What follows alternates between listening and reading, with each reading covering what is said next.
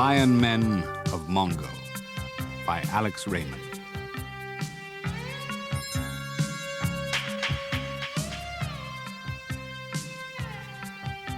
Everything went well until 10 minutes before set-down time.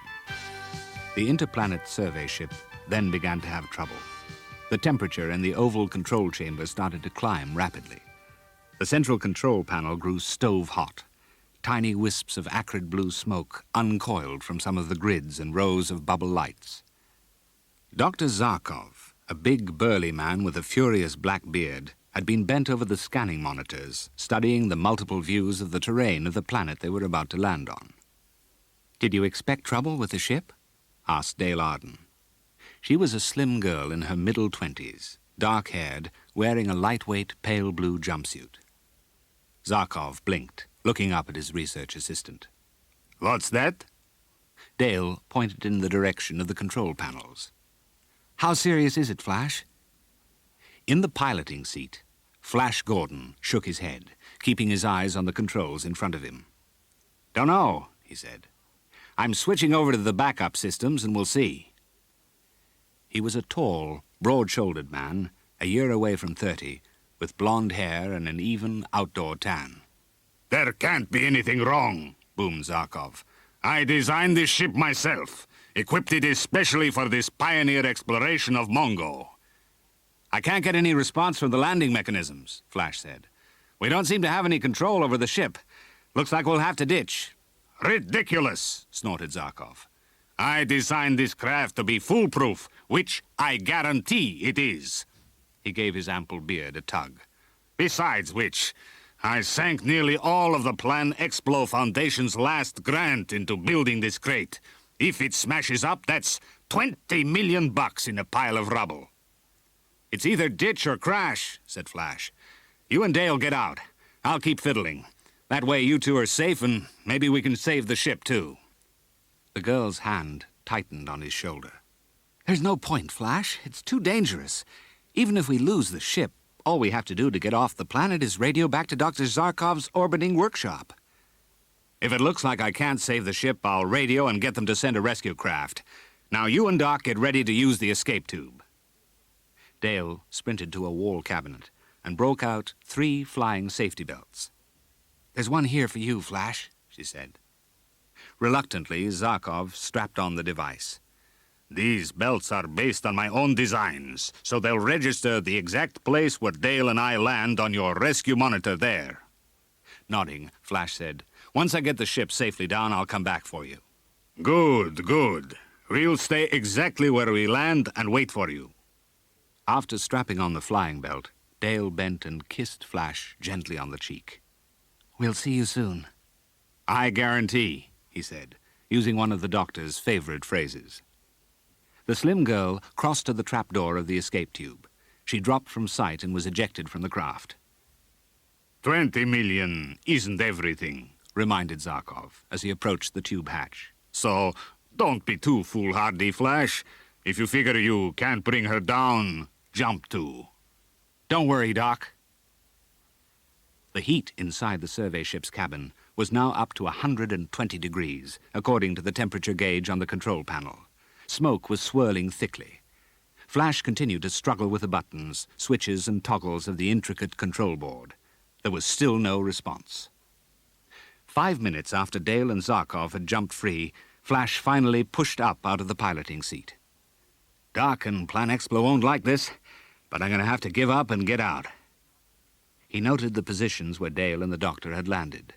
Then he strapped on his flying belt and started toward the radio communications panel in the far wall to get in touch with the robots on their orbiting workshop.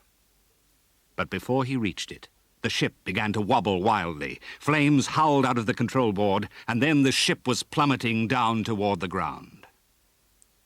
Flash groaned, stirring, his left hand flexing and unflexing. He lay sprawled on his back in the cabin of the wrecked survey ship on the surface of Mongo. The ship was a mess, but at least he was alive. He picked himself up painfully and went to the radio communications wall. "Not exactly a perfect set-down," he said, as he surveyed the wrecked cabin. He found that the communications equipment was ruined, so there was no way to report the crash. The robots in the orbiting lab were not programmed to initiate a rescue on their own. Flash swiftly made a circuit of the cabin, determining what equipment could be salvaged. He packed emergency rations, 2 extra blaster pistols, and a few other gadgets. They could come back for the rest later. It was mid-afternoon outside. Flash guessed he'd been unconscious for an hour. Walking to the emergency door, which hung lopsidedly open, he looked out. He saw a stretch of tough, brownish grass, the boles of huge palm trees. Dozens of gold insects were swirling low to the ground. He took a deep breath before dropping out of the ship and down to the soil of Mongo. He stood on the rough grass, looking up at the bright alien sun. Then he checked his compass, nodded to himself, and set off to find Zarkov and Dale. After nearly 15 minutes, he noticed he was approaching some kind of trail. Man-made, too, he guessed. The road cut through the thick jungle, and he calculated it should lead him fairly close to the spot where Dr. Zarkov should have come down. And then, on the far side of the road, he saw a huge, twisted, oak-like tree. Hanging from it was a dead man. He had obviously been hanging there a good while. The thick chains which held his wrists and ankles together were rusted. The rope which had broken his neck was now a greasy black. The sign in crude black letters tacked to his chest was still quite legible. He possessed a forbidden weapon. Flash stood looking up at the gently swaying corpse. So, there are men on this planet, he reflected, and to have a weapon is a hanging crime. He walked on, and eventually the light of the late afternoon began to fade. A fuzzy darkness slowly filled the jungle. Flash halted. This should be just about the spot Zarkov came down, he said, as he glanced around. Dale will be further on. But there was no sign of Dr. Zarkov. Flash called through cupped hands. Doc? Doc, are you around? Hey, Zarkov! 3 crimson birds rattled up out of the brush and flew off into the gathering dark. Then Flash noticed something stuck on a thorny bush at the roadside. It was a shred of cloth. He plucked it free, a tough tan material. Torn from Zarkov's worksuit, he said. And this looks like a splash of blood on it. Near the place he'd found the blood-stained cloth, he discovered footprints. Yes, Doc's boot made that one for sure. These other ones, though, they're sandals of some kind. A few yards further along were signs of a struggle, footprints intersecting, brush trampled, branches broken. Flash decided, that's going to be a tough trail to follow. I'd better find Dale first. This jungle doesn't seem too hospitable a place even in broad daylight. No telling what it'll be like after dark. He started to run at a steady jog along the road. The night closed in, killing the last of the twilight. There was a clearing to the right of the road at the location where Dale should have landed. An oval pool lay in the center of the clearing. Frogs croaked hollowly beyond the pool's far edge. Dale, it's Flash. Are you here?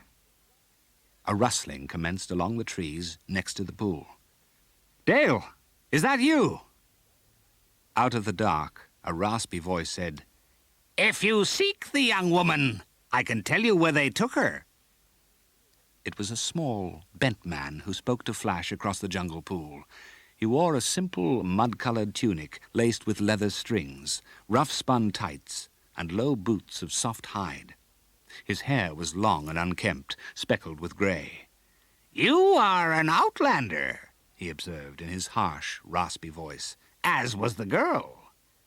You saw the girl? Asked Flash. Oh, yes, replied the bent man. Saw her as clear as I'm seeing you now. A pretty girl with dark hair. Too pretty, that's the trouble. What do you mean?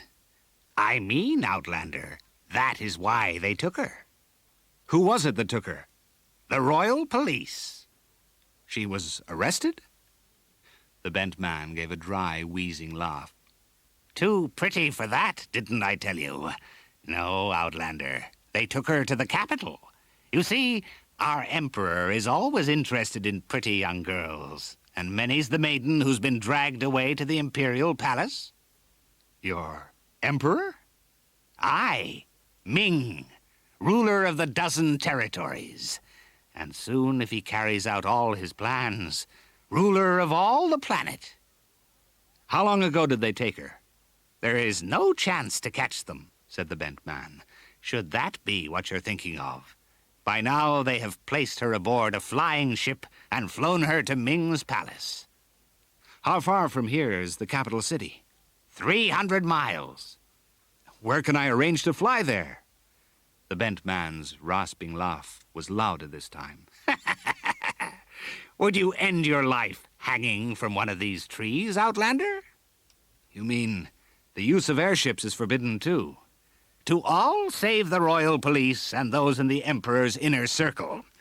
If you would journey to the capital, however, I can show you the best route to take. My name is Harn, and I oft-times serve as a guide. Very well. I accept your offer. My usual fee, Outlander, is 5 mingots a day.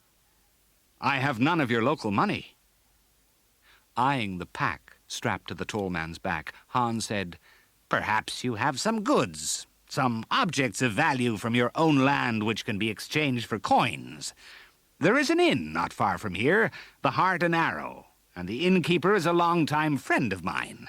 He usually has a supply of ready cash to pay out for certain marketable items. After studying the man's lean, wrinkled face for a few seconds, Flash said, All right, the Heart and Arrow it is. A thick mist was spreading through the trees, streaking the dark with grey. The night sounds were muffled and dimmed. Han quickened his pace along the narrow trail they'd been following. You were indeed lucky that I encountered you this night, he said. The night brings many dangers with it. We must hurry, Outlander. Suddenly, from off to their right came a loud thrashing noise. Which particular danger are we running from? Asked Flash. It sounded to my ears very much like a salamander, said Han. The crashing and crackling echoed up ahead of them. Then Flash saw the creature.